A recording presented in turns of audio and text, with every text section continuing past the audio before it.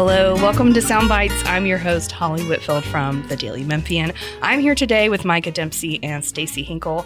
Micah and Stacey are co-owners along with their fellow co-owner, Christopher Galbraith, at Belltower Coffee and Honeysuckle Sweets. Now, also, Muddy's is a part of their family. So we're going to be talking about all of that in today's episode.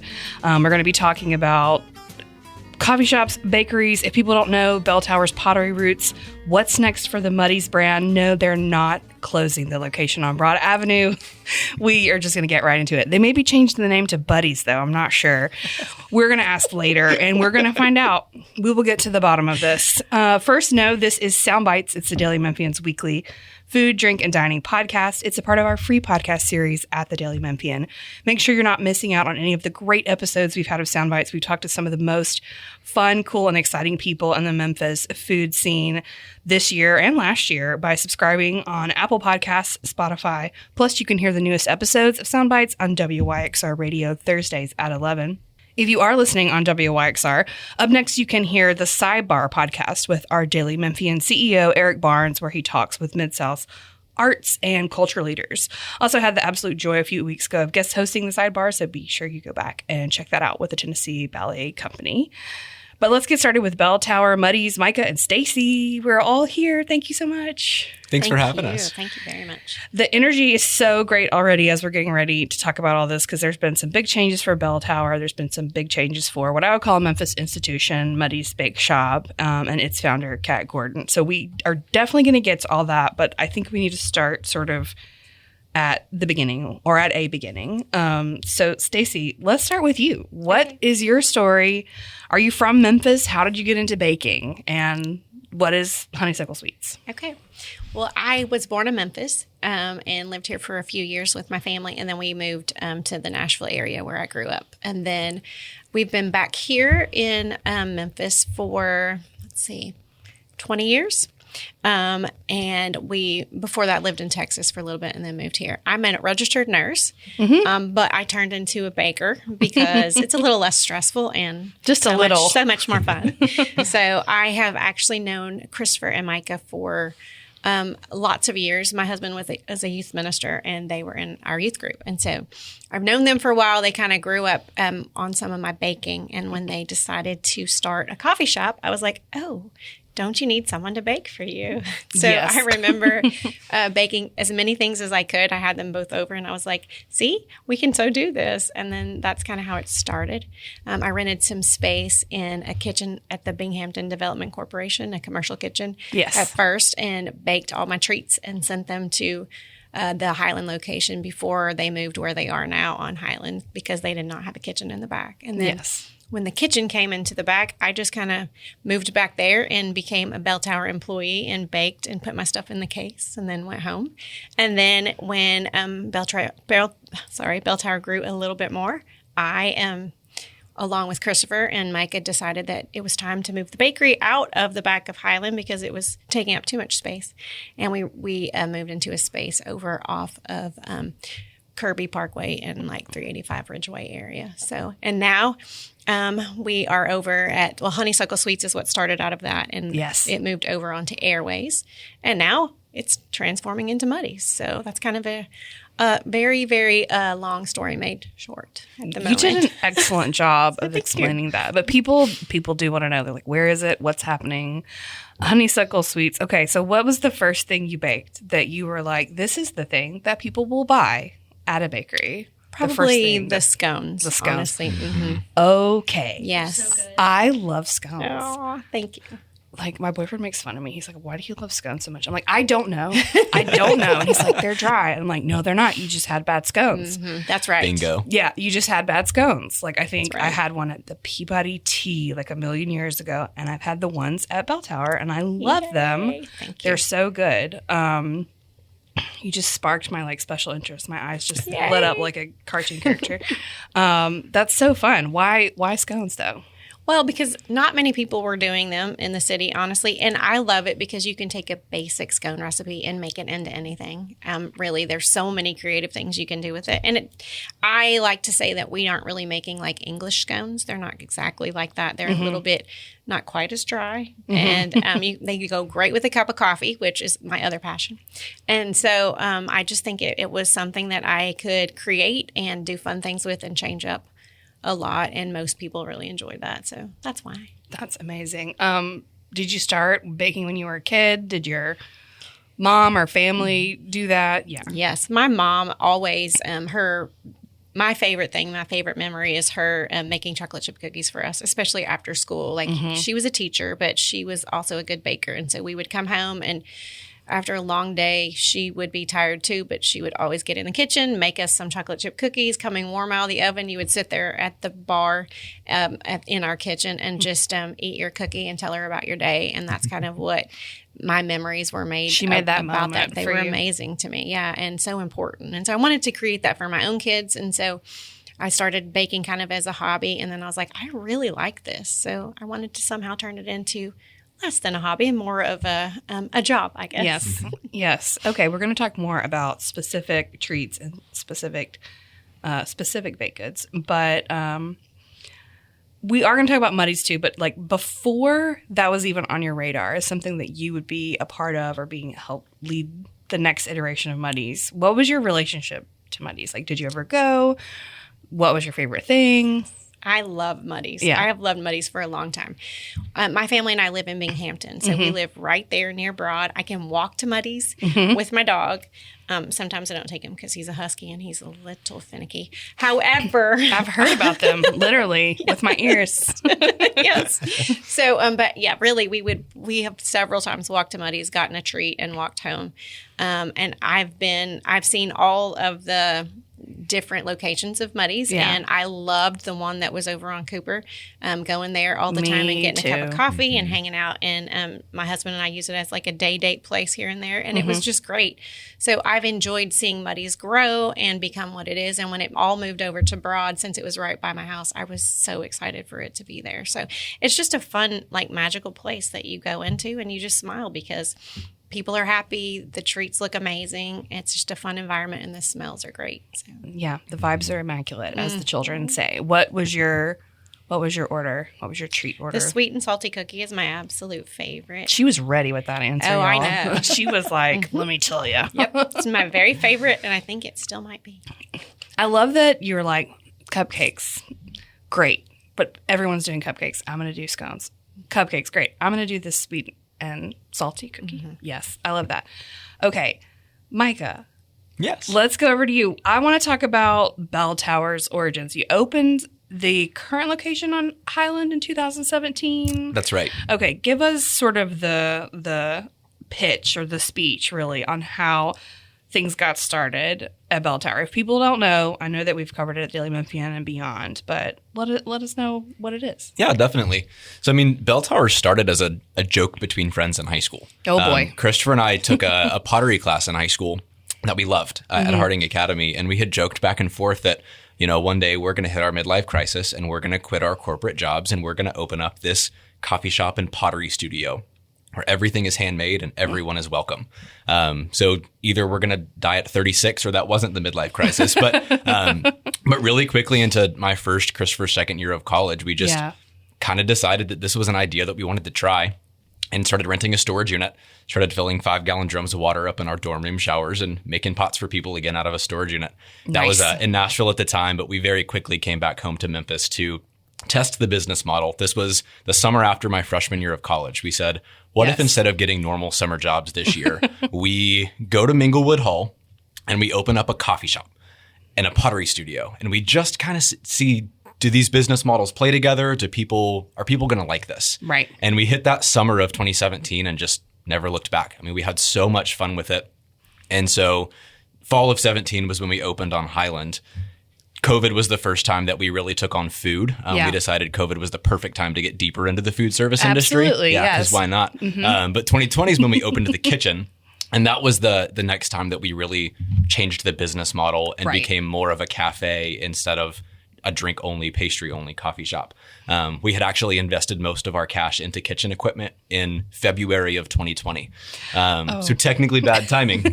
but I mean, have no regrets. That's when we moved on Highlands to the space that we're in now. Yes. We have so much space on Highlands now. We have 3 bays where we have the dining room, the coffee shop, a middle space that we're about to design into a conference room that we're really excited about, and then the pottery studio, that's the 3rd space. And that was the first iteration of Belltower where we really looked at our business and said, oh, we're doing a lot of things. What happens next on purpose almost? Yeah. In a way that a lot of the early years was bootstrapping a small business, and the direction that you choose is like, it's a few multiple choice paths in front of you. Yeah. And that was the first time, once we got to 21, 22, where we really felt like the future of our business was ours to shape, but still a pretty unique time in history. And so that's when we started talking multi-locations. Right. That's when the opportunity to move out to the park came up. And that was our second store. That was the next big change that at we Shelby Farms Park. Yeah, exactly. And the hyperinflation of those years was scary. Everything got very, very expensive. It hasn't gotten much less expensive since then. Mm-hmm. But that was we found ourselves in a setting where we needed to achieve a different scale to continue being a healthy business. And just all of that, long story short to say, we love being in Memphis. We love serving Memphians and just haven't looked back yet. And you've got this thriving pottery studio, and you're also doing kind of would you describe it as wholesale pottery? If I want to get branded mugs, are you still doing all of that? So we actually don't have the custom mug program anymore. Okay. We closed that about a year and a half ago and instead turned that into a second classroom space. So now the studio is entirely about the community and the teaching. I love that. Well, that's really on trend. Everyone wants to get out and make stuff with their hands and stop scrolling. Mm-hmm. My boyfriend's mom took a class and had a great time taking a class up there. And this is just, again, it's it goes with the trends. Okay. Talk to me a little bit about the coffee itself. Where is it sourced from? Is it roasted with Belltower? Where does it come from? Well, I get to work with the coffee roaster, which is another one of my favorite things to do. So yes, we do roast all of it in our coffee roasting facility, which is now over on Airways. Mm-hmm. And then all of that is brought into our shops. And then we have a few other partners that use it in the city. And we really try hard to work with smaller farmers and know where our coffee is coming from. And we don't, we try really hard not to buy coffee that we don't feel good about, especially with how they treat their workers and their farm. And it's really important to us. And so our coffee roaster is named Nick, and he does a wonderful job. And he's really good at sourcing coffee from places that we all feel very confident is taking care of their workers on the farm, which is really important to all of us. Yes. And that's why when people are like, oh my God, coffee used to cost 2 cents. I'm like, you don't want to know why it costs 2 cents. That's exactly right. I mean, you should know. It's because the people that were harvesting it were not being treated well at all. But that's why it feels great to get a really good latte that costs $7, $6, $5. I wrote a story about this for Edible Memphis 1,000 years ago, and it had stuck in my brain so hard, this sort of response back to people, maybe older people who experienced a time when it was kind of a throwaway kind of thing. Oh yeah, you just get a cup of coffee at a diner, and now it's a whole experience. It's a whole, it is. Yeah, that's cool. I'm really glad to know that you guys roast there, and you have someone in charge of selecting it. Okay, so let's talk about Belltower before we get into the Muddies mania. And if you're going to change it to Buddies, I'll ask that. I promise. Mud Tower, actually. Mud Tower. That's so good. That's so good. I don't know if I would go there or not, but there's a 50% chance I would be like, Mud Tower, what's that? I'll check it out. Ooh, it kind of sounds like a spa. Yeah. New business idea. All right. Well, you heard it here first, folks. It's a spa now. Great. Well, we got to go because we got to make the spa. Okay. So right now there is the Belltower Coffee Shop and Pottery Studios on Highland. And then there's also one at Shelby Farms Park. Yes. And that's where you're at. There was an Arlington location that was open 2024 to 2025 when there was a Kroger there. The Kroger left and you guys left. Makes total sense. Is that right? Am I missing anything? That's right. Yeah, our Highland location is kind of the flagship and biggest store. The park store brings its whole own personality, and we've loved being out there. It's a really incredible place. Like Shelby Farms Park is incredible, and the fact that we didn't have something like what Belltower brings, like for all the families and people going out. I mean, it is packed out on nice days, which we've been having, I think, a lot of rain, but overall a beautiful spring. It has been. And it's like, I hope it's been busy over there. It has. Okay, great. I already asked Stacey about her favorite Muddy's treat and about her history with Muddy's. So, Micah, I'm going to ask you, what did you go to Muddy's before it became a part of your? I think Jennifer Chandler in her story about this on Daily Memphian called it a community of business. I was going to call it a family business, but whatever you want to call it. Yeah. Before they became part of your community of businesses, did you go there and what did you get? 100%. So my wife Bailey and I have been together for something like 12 years or so. Some of our That first seems impossible looking at you. You may be 12 high or school 13. sweethearts. Yeah, that's great. That's great. But yeah, I mean, some of our first dates were at the Grindhouse. Oh, Stacey alluded to that store, and so like that place will always be special to me. That hill will always be special to me. As far as favorite treats, I think my wife's answer would be Prozac in one hand and Tomboy in the other. But I'm gonna toss chicken pot pie out there. I'm gonna skip the sweet route, and that is one of my favorite dishes Muddy serves. I just love a chicken pot pie in general. Oh yeah, I've been making them at my house. Isn't that weird? That's great. I don't know why I'm doing that, but I've been doing it like mini ones. Yeah. In the giant muffin tin. It's delicious. Okay, but I also do love the Tomboy. Which one is that one? That's the peanut butter. The peanut butter one. Yeah, good It's stuff. dangerous. It's dangerous. I also love the Grindhouse. I feel like that's the time I was working at the blog and I was doing like a lot of meetings and interviews and stuff at like their locations. Like I didn't really have an office space that I could use for that. But I feel like anytime I would go there and I'd be meeting with somebody from the Memphis community and I would see people there. It's like a place that you go and you just like run into people you know. Or if you were just kind of having like a down afternoon, you could go there and you could like get some work done. But I was like, I'm going to run into somebody that's like a pal or a friend. And then they had lots of markets there and events like on that hill, like in the back that a lot of my friends like would attend or work at. And it's just a special place. So that's kind of the spirit of Muddy's in a way. Let's get into that right now. Okay. You know, Jennifer Chandler, again, I just mentioned her story that she wrote with you guys talking about the announcement that, you know, Kat Gordon was going to sell Muddy's. And it really made it sound like in the story that she had handpicked Belltower, not only Belltower, but also like her friendship with Micah and the team as the people to kind of take over her legacy as she's ready to move on. Is that right? And how did that come about? Yeah, I mean, at this point, this may have started almost a year and a half ago. Yeah. But Kat and I have been friends for a long time. Stacey and Kat have been friends for a long time. Just in the, I mean, like, I assume most people listening to this know how small Memphis really is and how beautiful that is. And so it's just kind of hard not to be a small business owner of a community-minded business in Memphis and not make friends with a bunch of people. Yes. So like the exact experience you're talking about having at the Grindhouse where you just can't help but see Memphis pals around. Yes. That was Kat and I for a while. And then we started getting together a little bit more routinely in the years post-COVID, I want to say. That was just like, hey, how are you navigating this? How am I navigating this? It was just kind of a, let's get together and commiserate a little bit. You are not the stretch. only people in the business that were doing that, And I think that COVID was a stretch too where Kat consolidated Muddy's. And that's when they went from 3 stores back to 1. And that was a really intentional choice on Kat's part. That was not something that COVID forced. That was something that Kat chose. And I think that this decision has been a lot of that, where Kat felt that she might be ready to move on. And so we were getting coffee at Highland one day, and I just kind of looked at her and I was like, hey, if you get to a point where you're serious about selling, I'm at least interested. Like, it's not going to change our friendship, our relationship, but like, let me know. I'd love to be a part of that conversation. And the more that we met and kind of, I think it got a little bit more real. It became a little more serious. Yeah. She, Christopher, and I started meeting, and we just really quickly found how much missional and cultural overlap that our companies have.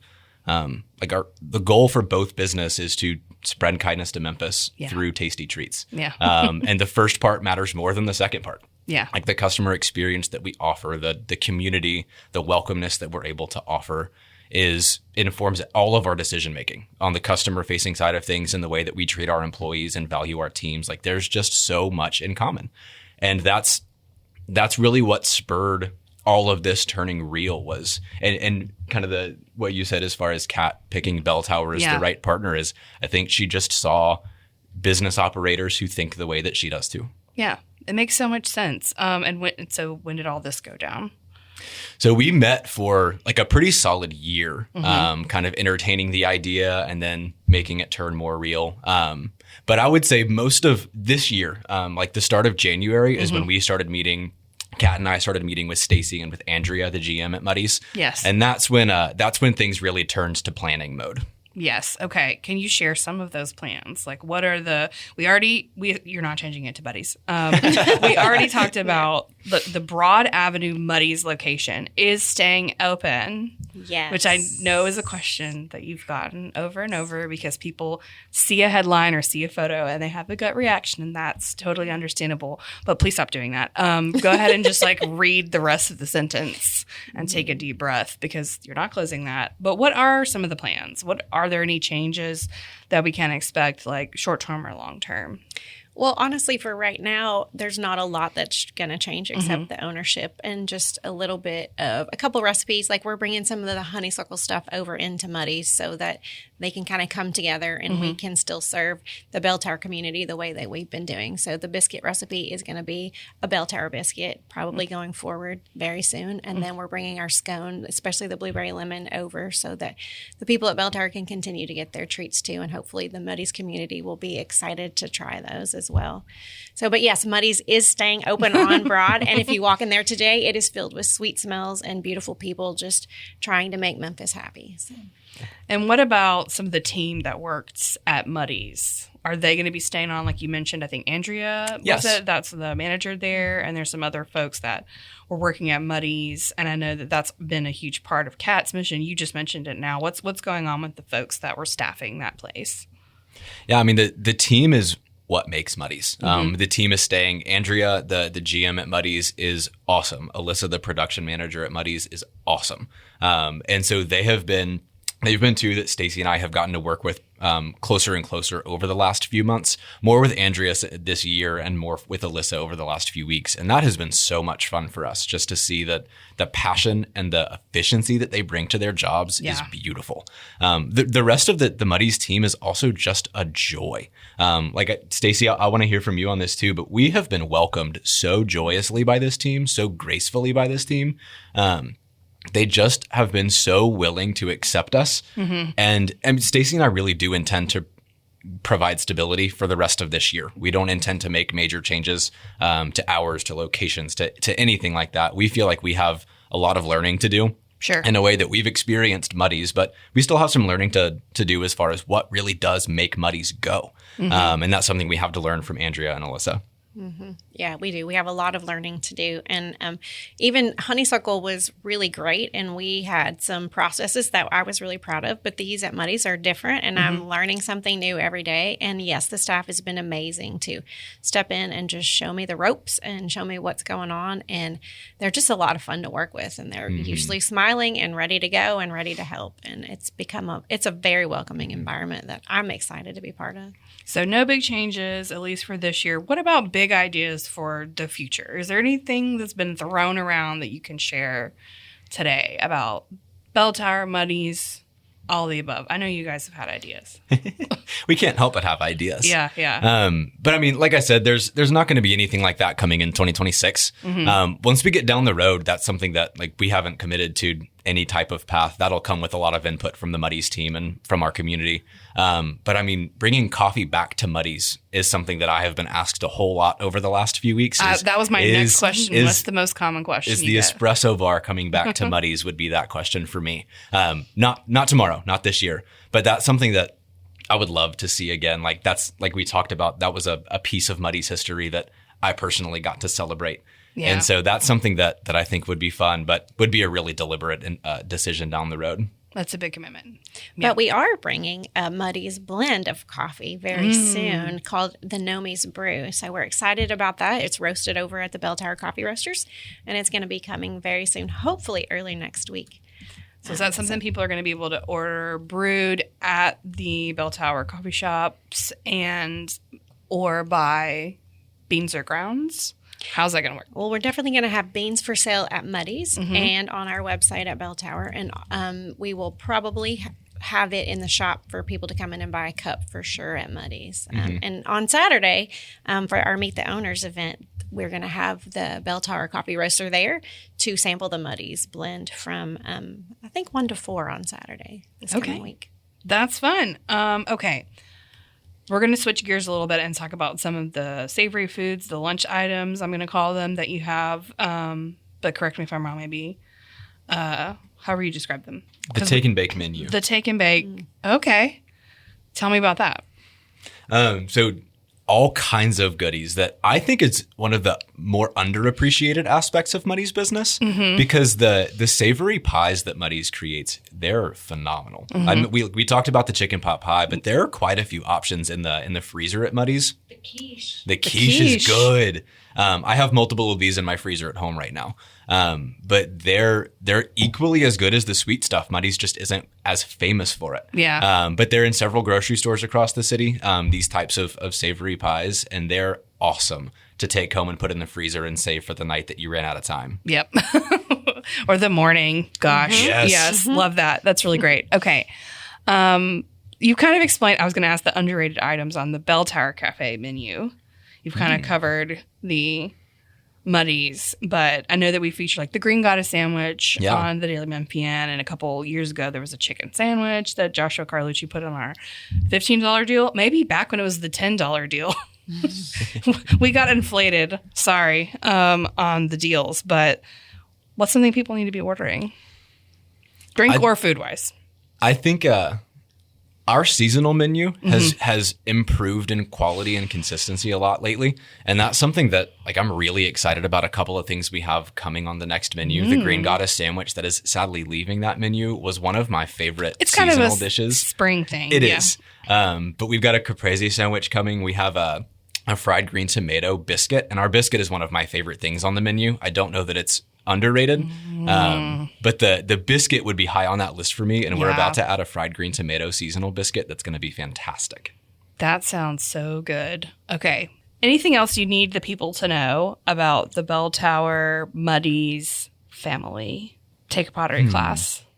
You might meet somebody if you're trying to meet people in real life. This has been a big theme over at the Daily Memphian.